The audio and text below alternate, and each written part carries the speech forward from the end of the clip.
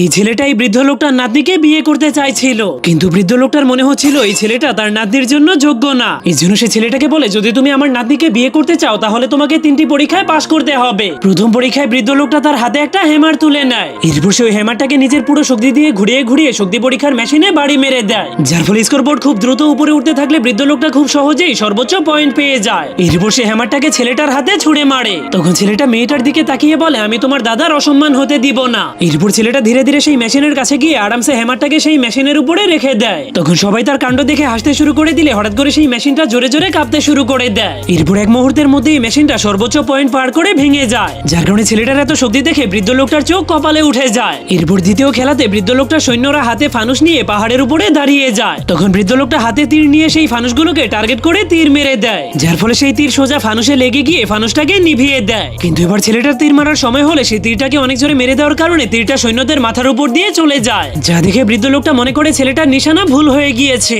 কিন্তু ছেলেটা হেসে বলে, তীরটাকে একটু উড়তে দিন। এরপর ধীরে ধীরে সেই তীরটা পুরো পৃথিবী ঘুরে এসে সেই পুরো পাহাড়টাকেই উড়িয়ে দেয়, যা দেখে বৃদ্ধ লোকটা ছেলেটার উপর অনেক রেগে শেষ পরীক্ষা নেওয়ার জন্য ছেলেটাকে একটা ঘরের মধ্যে নিয়ে যায়। সেই পুরো ঘরটা প্রাচীন কালের অনেক ভয়ঙ্কর ভয়ঙ্কর অস্ত্র দিয়ে ভরা ছিল।